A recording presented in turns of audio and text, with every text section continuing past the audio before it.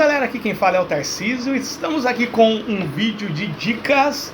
E a dica de hoje é como criar uma aventura sem ter tabela nem nada, né? Em 5 minutos, muito menos que isso provavelmente, só com a ficha de personagem, ou só com as fichas de personagem. Gente, essa é uma coisa que eu faço quando eu quero criar aventuras rápidas e eu não quero consultar material, ou não estou com o material, como eu tenho muita coisa física que não está em PDF, ou eu simplesmente estou com meu celular sem bateria, que eu sou o mestre de deixar, ou simplesmente eu preciso preparar uma aventura em 5 minutos. e às vezes só de selecionar o material você vai gastar mais tempo que isso. Então essa é uma técnica que eu uso já há algum tempo, que é só analisando a ficha de personagem, e funciona melhor quando você está funciona melhor no solo, mas essa técnica também pode funcionar muito bem em grupo. Primeiro eu vou focar no solo, depois eu vou focar em grupo, tá bom? Então você vai montar a ficha de personagem. Essa técnica ela funciona muito bem para sistemas que têm atributos, ficha de personagens com atributos muito bem definidos.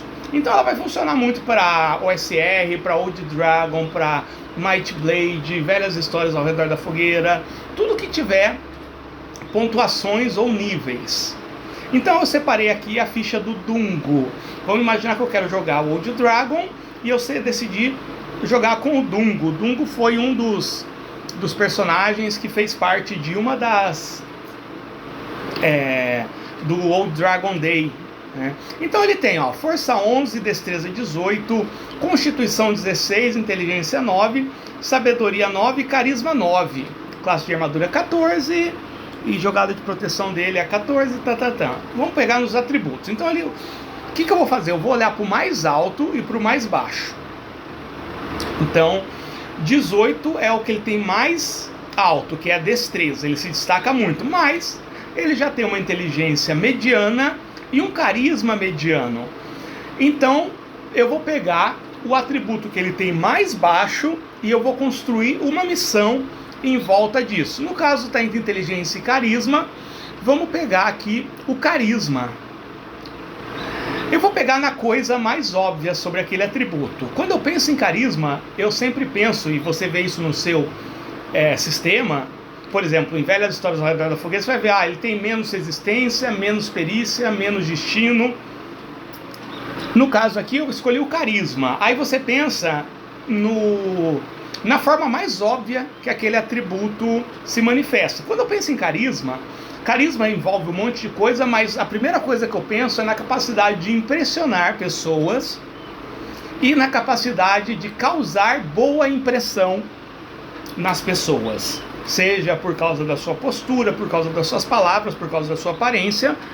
De alguma forma você quer impressionar e causar boa impressão. Então eu vou construir uma quest, uma missão baseada nisso. Como eu peguei o mais óbvio do personagem, eu vou pegar o mais óbvio de que seria uma questão. Então ele tem que impressionar alguém. Essa vai ser minha missão. Então eu vou considerar tudo que está aqui na ficha. Bom, o Dungo ele é um pequenino. Então, se ele é um pequenino, ele vem de um lugar onde tem outros pequeninos. Então ele vem de uma vila de pequeninos. E ele precisa convencer alguém, impressionar alguém a ajudar aquela vila. Então eu imagino que aquela vila está sofrendo ataques de bandidos.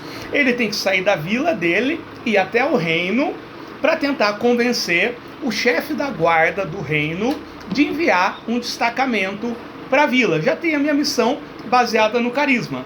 Só que o carisma, ele está ligado só com a missão como um todo.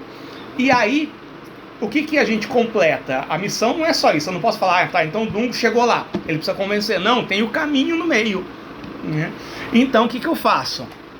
Eu bolo 2 desafios. Um desafio vai ter relação com o atributo mais elevado dele, e o outro desafio vai ter relação com um outro atributo baixo dele, diferente do que deu origem à missão. Então, olhando para a ficha dele, eu vou bolar um desafio relacionado à destreza e um outro relacionado à inteligência. Então, um desafio relacionado à destreza. Destreza, eu vou pensar no mais óbvio que esse atributo diz para mim.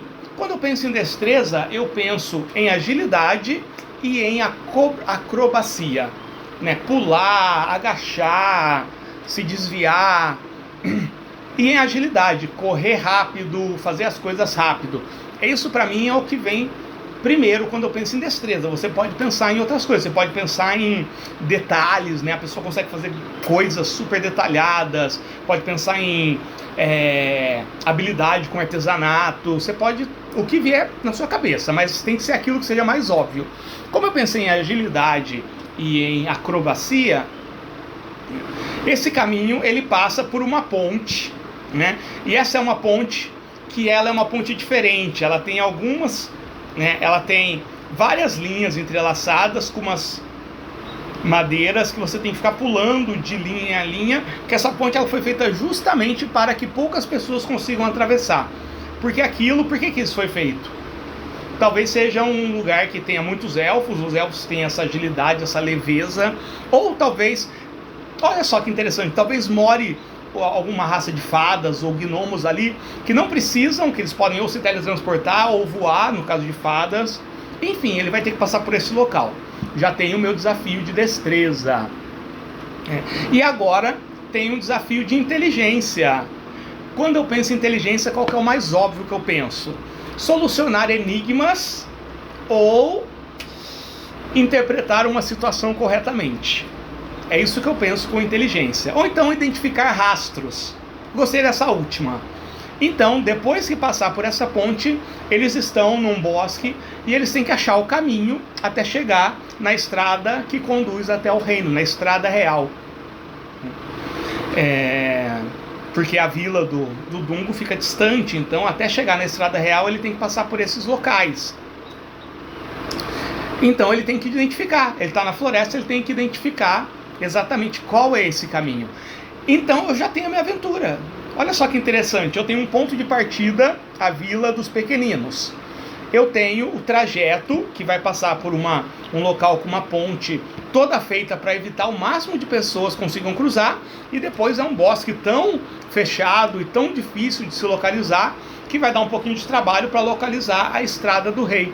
Chegando lá, eu preciso encontrar o chefe da guarda e convencer ele a mandar um destacamento para lá, que provavelmente os desafios e os locais porque eu passei já diz que é muito distante. Talvez o destacamento não tenha ido justamente por causa dessa dificuldade, talvez nem seja uma má vontade do chefe da guarda. E vocês estão vendo que não é só, ele sai daqui, passa desafio 1, desafio 2, chefe da guarda convenceu, acabou. Não, né? Então tem vários desafios, talvez a corda uma das cordas dessa ponte esteja muito envelhecida, talvez mesmo ele tendo toda essa agilidade, ele rompa, talvez ele precisa ter sabedoria para avaliar qual que é a melhor corda que ele deve pular em tal local, talvez ele caia no rio e aí ele tem que bolar um jeito de sair, né? A mesma coisa na floresta, talvez tenha algum encontro, talvez tenha uma criatura, talvez tenha uma cobra gigante ali, ou talvez tenha um círculo de fadas, talvez tenha uma fada aprisionada pedindo ajuda. Você pode preencher, mas o básico está ali. Tarcísio, não consegui pensar em nada, você já tem os desafios básicos. Como é que ele vai? Ele chegou lá na cidade. O chefe da guarda deve ser uma pessoa muito ocupada.